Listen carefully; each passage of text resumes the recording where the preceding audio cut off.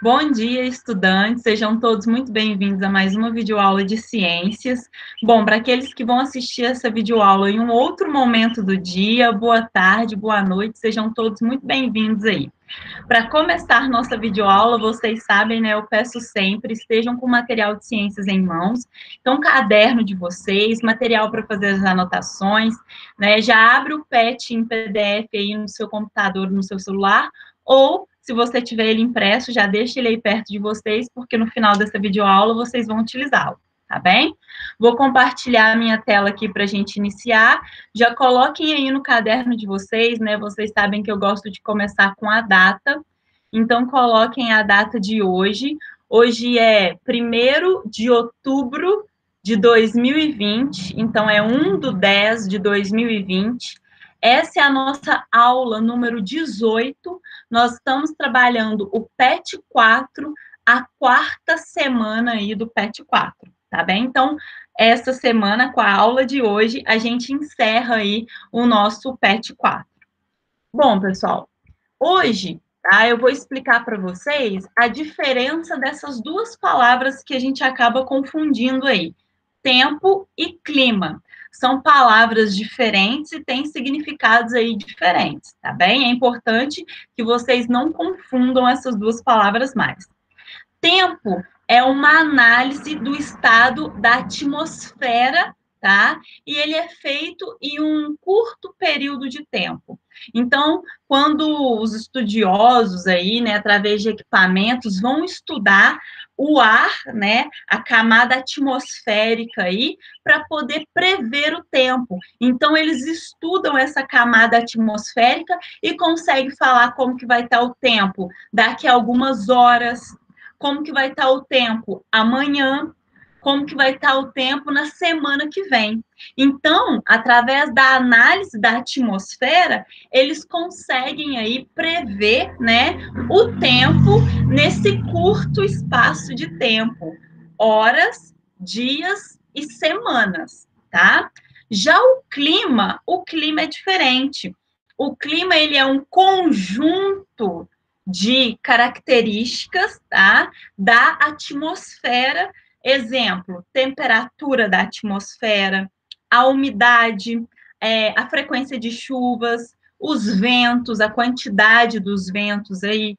Essas características juntas, elas vão compor o clima. E o clima, para determinar o clima de uma determinada região, ele precisa ser estudado em um longo período de tempo. Então, o clima aí, ele é determinado aí durante um ano. Então, faz-se o estudo daquela região, né? Então, analisa aí esse conjunto de características daquela determinada região e define o clima aí, né, durante um ano aí daquela região ou até mais tempo. Então, o clima aí, ele é um longo período aí de tempo, tá? E ele é composto aí de várias características aí: temperatura, vento, chuva e umidade, tá bem? Bom, para ficar mais claro para vocês, eu coloquei essa imagem aqui, ó, para ajudar vocês a diferenciar tempo de clima. Clima é como se fosse sua personalidade, tá? Cada local vai ter seu clima, cada pessoa tem a sua personalidade, não é mesmo? E o tempo? O tempo é como se fosse o humor. O nosso humor não varia, né? Às vezes de manhã a gente acorda triste, aí de tarde a gente tem uma boa notícia, a gente já muda o nosso humor, já fica feliz, né? É assim que é o tempo. De manhã tá nublado, de tarde já sai um sol lindo, né? Então há variações aí do tempo é em curto espaço de tempo aí, horas, dias ou semanas, tá bem?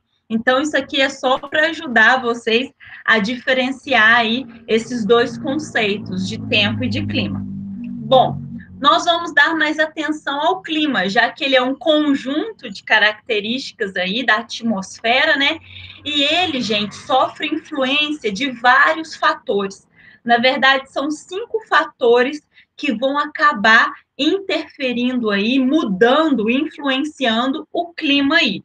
É a corrente oceânica, corrente de ar, latitude, altitude e vegetação.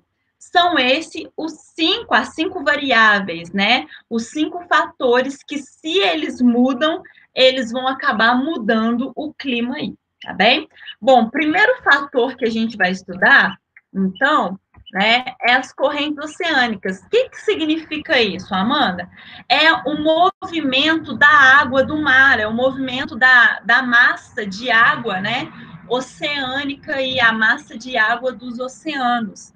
Quando, gente, o oceano ele está próximo à linha do Equador, lembra que eu falei na aula de semana passada que aqui é o planeta Terra, né? A linha do Equador está no meio do planeta Terra e próxima à linha do Equador é aonde que recebe mais intensidade dos raios solares.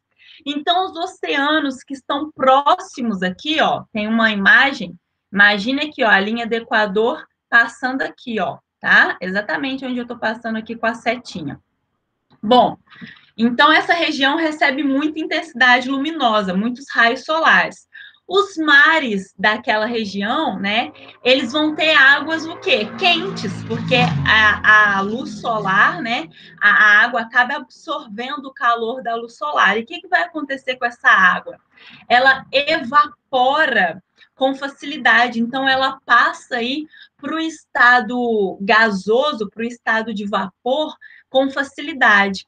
E aí, essa água, essa massa de água quente vai acabar aumentando a temperatura aí das cidades ali, né? Banhadas por aquele mar, banhadas por aquele oceano. Então, as cidades aqui, ó, litorâneas, próximas aí àquela massa de água ali que está próxima ao Equador, tá? Bom, e quando as águas, a massa de água, Amanda, é fria?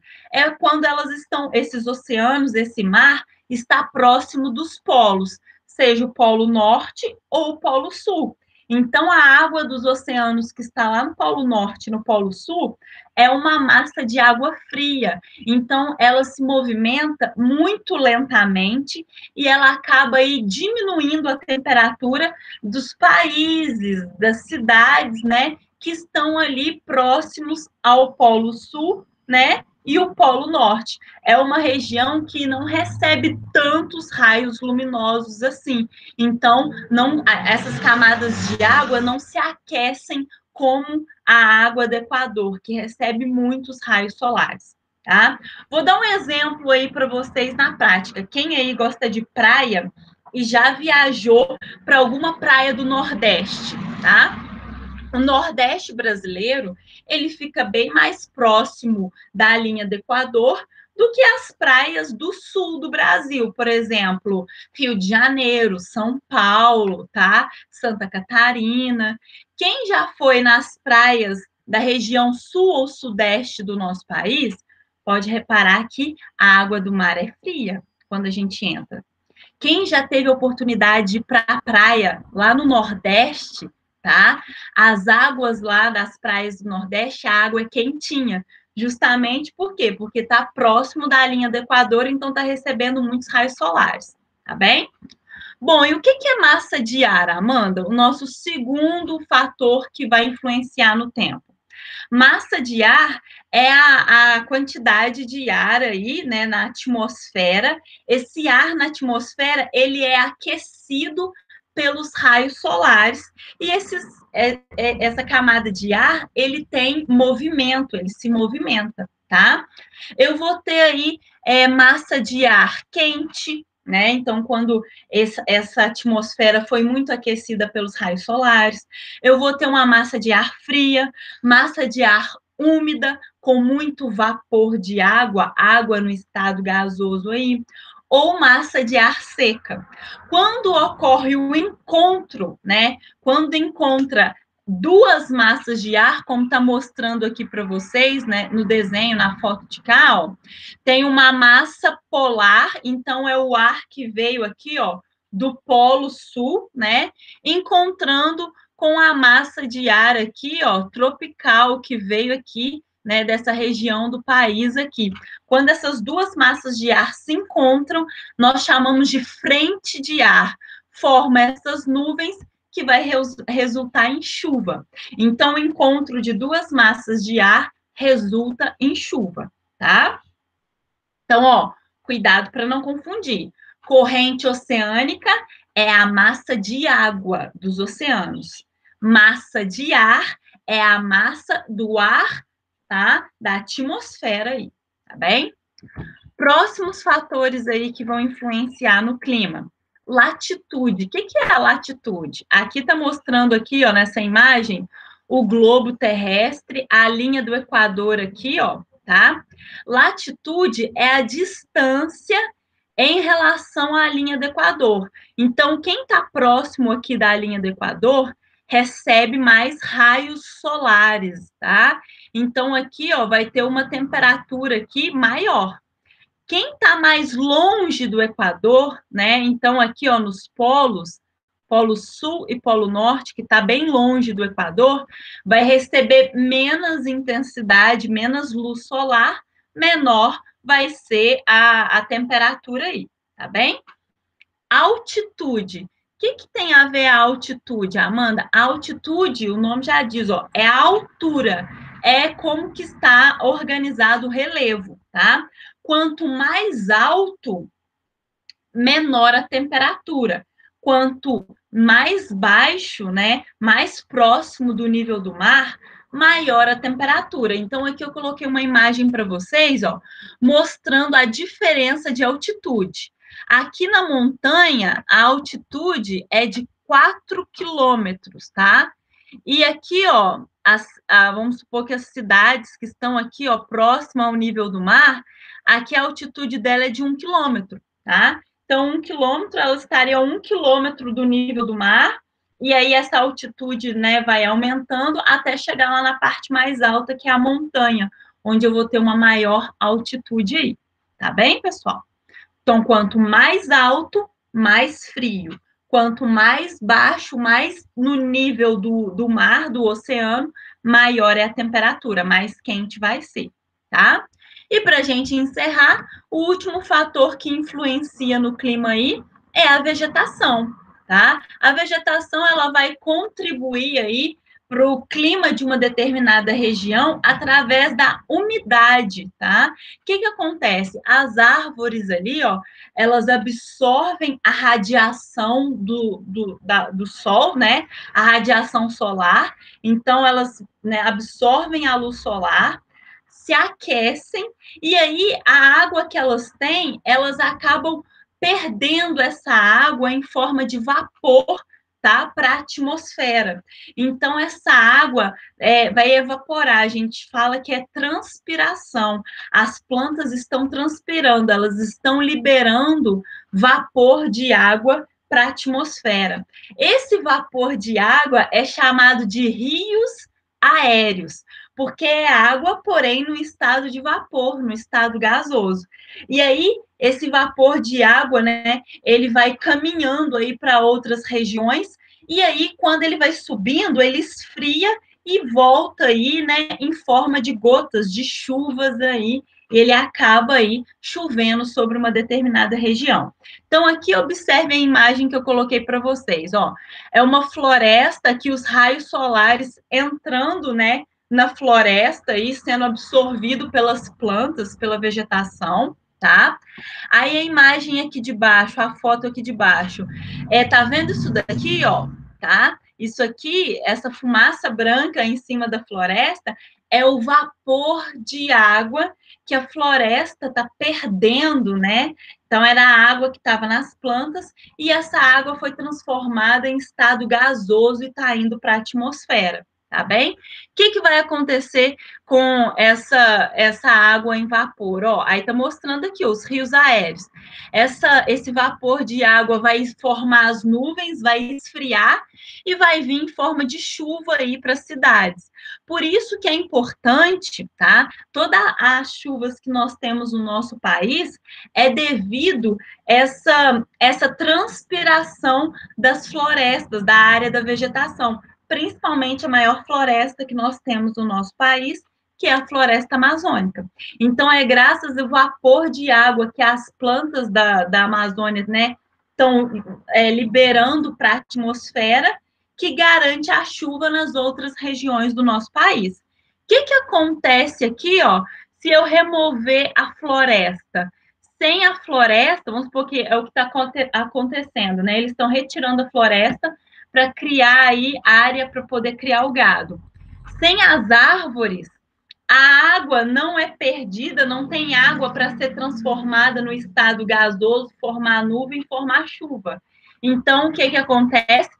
Fica com falta de chuva, com falta de água aí, né, nas cidades, em todas as regiões do nosso país, o que nós chamamos de desertificação, porque sem água nada vai crescer, nada vai sobreviver, então vai acabar virando um deserto aí.